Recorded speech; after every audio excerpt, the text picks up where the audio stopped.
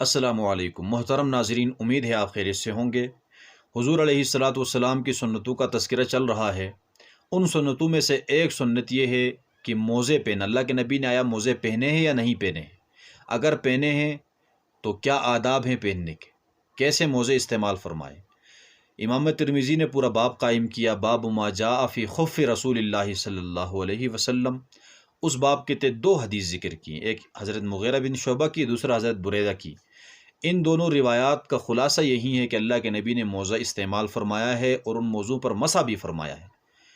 तो मसा का तो मसला अलग है कि वो कौन से मोज़े हैं जिन पर मसा करना जायज़ है, लेकिन यहाँ पर बात चल रही है कि अल्लाह के नबी ने मोज़े इस्तेमाल फ़रमाए हैं।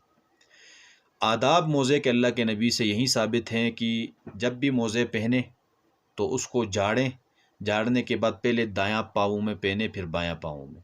झाड़ने के हवाले से इसलिए है कि हज़रत इब्न अब्बास रज़ी अल्लाह अन्हुमा से एक रिवायत तिबरानी में नक़ल की गई है कि अल्लाह के नबी एक मरतबा जंगल में मोज़ा पहन रहे थे। एक मोज़ा आपने पहना था, दूसरा पहनने लगे थे कि कौवा आया और आपका मोज़ा उठा कर ले गया।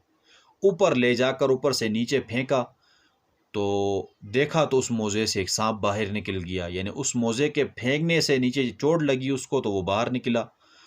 तो अल्लाह के नबी ने अल्लाह ताला का शुक्र अदा किया कि अल्लाह ने उस मोज़ी जानदार से आपकी हिफाजत फरमाई। तो उसके बाद अल्लाह के नबी ने फरमाया कि जब भी मोज़े पहना करो तो झाड़ लिया करो, क्या पता उस मोज़े के अंदर कोई मोज़ी तकलीफ़दा चीज़, कीड़ा मकोड़ा ना हो जिससे आपको तकलीफ़ हो। तो ये आदाब हैं पहनने के। और अल्लाह के नबी ने सिया मोज़े पहने हैं, जो नजाशी हबशा के जो बादशाह थे उसने हदियतन अल्लाह के नबी को भेजे थे, वो आपने पहने हैं, साबित है रिवायत से।